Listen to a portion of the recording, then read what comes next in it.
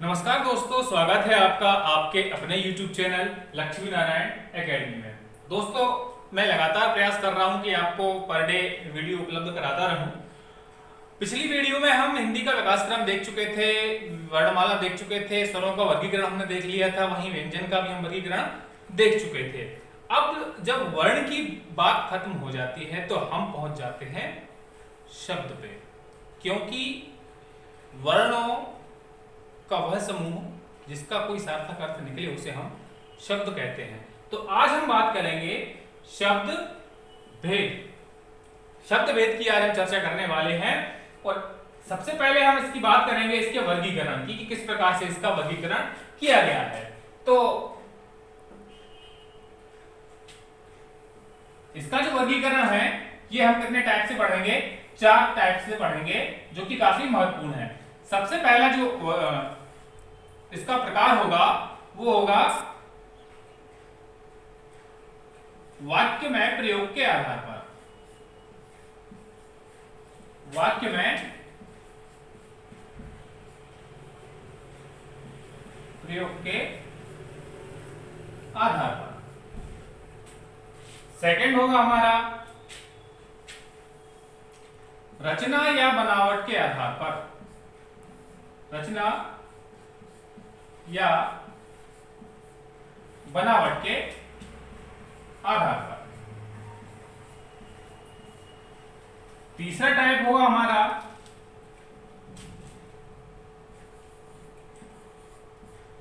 उत्पत्ति या स्रोत के आधार पर। और लास्ट जो होगा हमारा वो होगा अर्थ के आधार पर। अर्थ के आधार पर। तो चलिए अब हम इसको बारी बारी से देखते हैं कि किस प्रकार के टाइप्स में और क्या उसके सब टाइप्स हैं और कितने प्रकार से इसको बांटा गया है। सबसे पहला है वाक्य में प्रयोग के आधार पर। अब इसका पहला प्रकार क्या है? तो इसका सबसे पहला प्रकार है विकारी। विकारी का अर्थ क्या होता है दोस्तों? विकारी का अर्थ होता है कि जिसमें क्या हो सके? परिवर्तन हो सके। परिवर्तन का जिसमें मतलब बदलाव हो सके। और बदलाव भी किस प्रकार से होगा? लिंग, वचन और कारक के अनुसार जिसमें परिवर्तन हो जाए वो क्या कहलाते हैं? विकारी कहलाते हैं। अच्छा, विकारी शब्दों के उदाहरण कहां से प्राप्त होते हैं? मतलब कौन कौन सी और चीजें हैं जो विकारी होती हैं? जैसे मान लीजिए संज्ञा, सर्वनाम, क्रिया और विशेषण। ये सब क्या कहलाते हैं? ये सब क्या कहलाते हैं? ये सब विकारी कहलाते हैं। अच्छा, परिवर्तन का मतलब कैसा है? जैसे मान लो मैंने ले लिया हम, तो इससे क्या हो सकता है? हमारा हो जाएगा, हमारे हो जाएगा। इस प्रकार से इसमें क्या हो जाता है? परिवर्तन हो जाता है। इसलिए इनको क्या कहते हैं? विकारी शब्द कहते हैं। नेक्स्ट देखेंगे हम। नेक्स्ट है हमारा अविकारी। अविकारी का मतलब क्या है? अविकारी का अर्थ है जिसमें क्या हो? परिवर्तन ना हो। अब इसमें क्या होगा? परिवर्तन नहीं होगा। वो जैसे हैं वैसे ही इस्तेमाल किए जाते हैं, इनमें कोई परिवर्तन नहीं होता है। उदाहरण क्या होते हैं इसके? जैसे मैं बोलूं क्रिया विशेषण के जो उदाहरण होते हैं वो क्या कहलाते हैं? वो सब अविकारी होते हैं। क्रिया विशेषण हो गया, समुच्चय बोधक हो गया,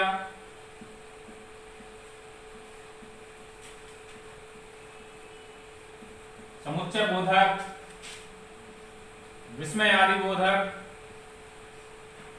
विस्मयादि बोधक,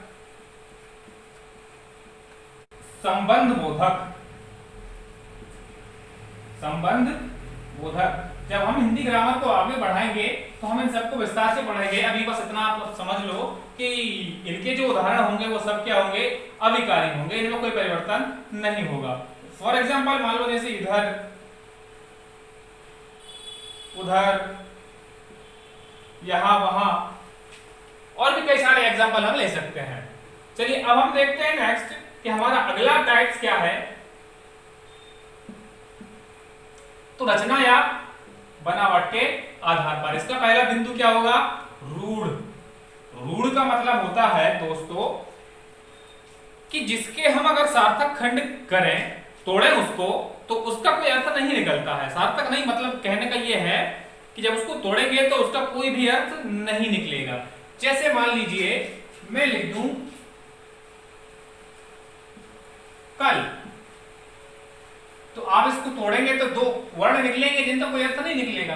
सामान्यतः क्या होता है कि जो भी दो वर्णों से मिलकर बने होते हैं अधिकांशतः वो क्या होते हैं, रूढ़ होते हैं। दूसरा है योग रूढ़। इसका मतलब यह है कि इसको अगर तोड़ा जाए तो एक जो हिस्सा बचेगा उसका अर्थ निकलेगा। खास बात इसमें यह है कि योग रूढ़ का जो उदाहरण होता है वो बहुब्रीहि समास के जितने उदाहरण होते हैं वही होते हैं। जैसे मान लीजिए कि मैं बात करूं जलज। अब अगर इसको तोड़ोगे आप तो ऐसे तोड़ सकते हो आप, पर हमें तोड़ने पर फोकस इसमें नहीं करना है, तोड़ने का ध्यान हमें बस इसमें रखना है। इसका उदाहरण सीधा पता चल रहा है कि देखिए मैंने बोला कि बहुब्रीहि समास के जो उदाहरण है वो योग रूढ़ कहलाते हैं। मैंने बोला है जलज, जलज का अर्थ क्या होता है, कमल। मैं ले लूं दशानन, तो इसका अर्थ क्या निकलेगा, दशानन का अर्थ क्या निकलेगा, रावण। इस प्रकार के जो बहुब्रीहि समास के उदाहरण है वो सब क्या कहलाते हैं, योग रूढ़ कहलाते हैं। नेक्स्ट है हमारा यौगिक। तो यौगिक किसे कहते हैं, तो देखिए यौगिक वे शब्द होते हैं जो दो शब्द समूहों से बने होते हैं। जैसे कि हमने इसमें इनको तोड़ने की बात की थी, और ये जो है रूढ़ शब्द वो टूट नहीं रहे थे, टूटते तो उनका अर्थ कोई नहीं निकलता। पर यौगिक में क्या होता है कि जब उनको तोड़ा जाए तो वो दो सार्थक खंडों में टूट जाते हैं। फॉर एग्जाम्पल जैसे हम ले लेते हैं पाठशाला, रसोई घर। इस प्रकार के जो उदाहरण हैं वो किस में आएंगे, यौगिक में आएंगे। हमें स्पष्ट दिख रहा है कि दो शब्दों का मेल हुआ है, पाठ शाला, और वहीं देखा जाए तो रसोई घर। अब हम देखते हैं आगे। उम्मीद करता हूं आपको काफी अच्छे समझ में आ रहा होगा। अगला प्रकार है हमारा उत्पत्ति या स्रोत के आधार पर। पहला पॉइंट देखेंगे इसका क्या है, पहला है इसका तत्सम। तो इसमें काफी कंफ्यूजन होता है सामान्य तौर पर स्टूडेंट्स को, तो मैं आपको क्लियर कर देता हूं। तो देखिए ये जो तत्सम है वो दो चीजों से मिलकर बना है, तत् और सम। इसका मतलब क्या हुआ, इसका अर्थ हुआ उसके, और सम का अर्थ क्या हुआ, समान। तो देखिए जैसे हमने हिंदी के विकास क्रम में पढ़ा था कि हिंदी का विकास ऐसे नहीं हुआ है। हमारी आदि जननी जो है वो संस्कृत कहलाती है। तो जब हिंदी का डेवलपमेंट हुआ तो कुछ शब्द ऐसे हैं जो हमने संस्कृत में जैसे प्रयोग किए जाते हैं, सेम टू सेम, जैसे के तैसे वैसे की वैसे हम हिंदी में प्रयोग करते हैं। उन शब्दों को क्या कहा जाता है, तत्सम शब्द कहा जाता है। कई सारे एग्जाम्पल मान लो हम देख लेते हैं, जैसे अग्नि हो गया, अग्निष्टिका हो गया,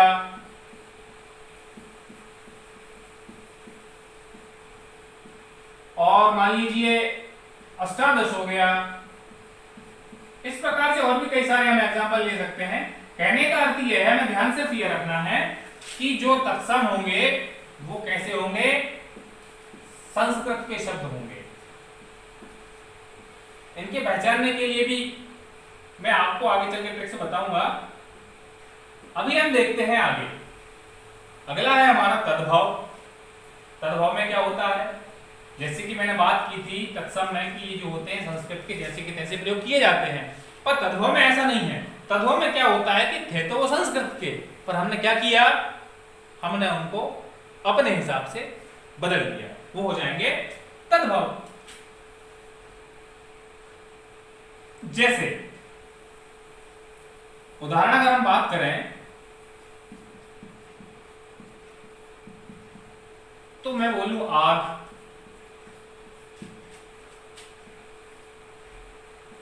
अही,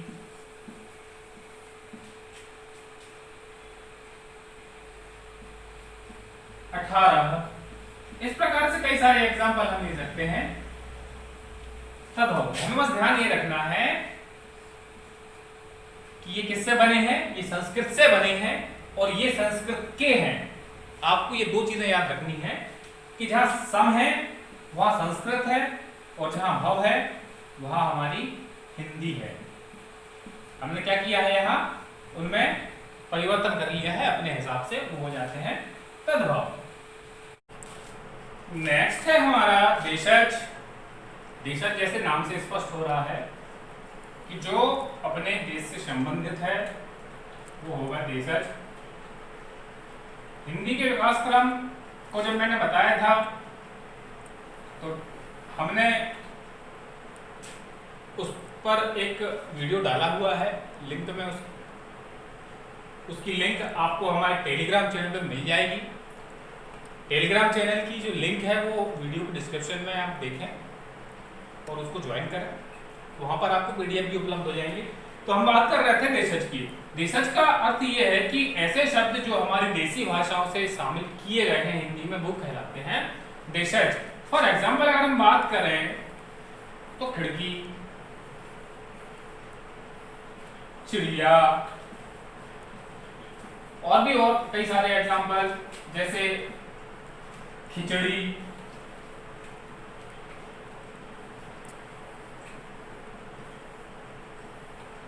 और भी कई सारे उदाहरण इसके हो सकते हैं।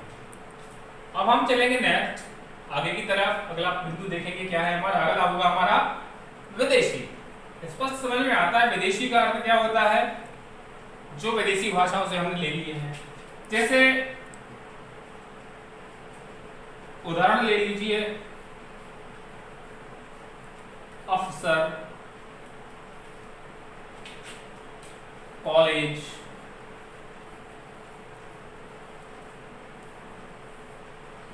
ऑफिस,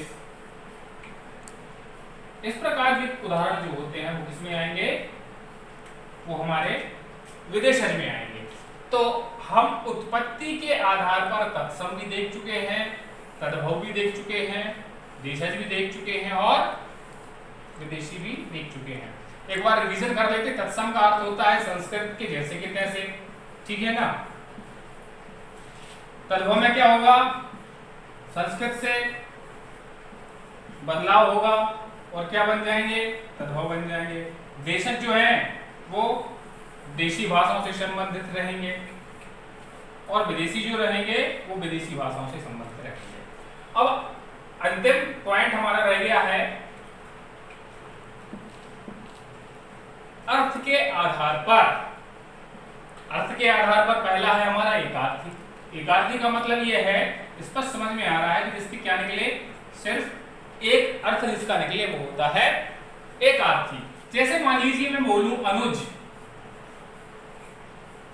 तो अनुज का क्या अर्थ निकल रहा है, अनुज का अर्थ निकल रहा है छोटा।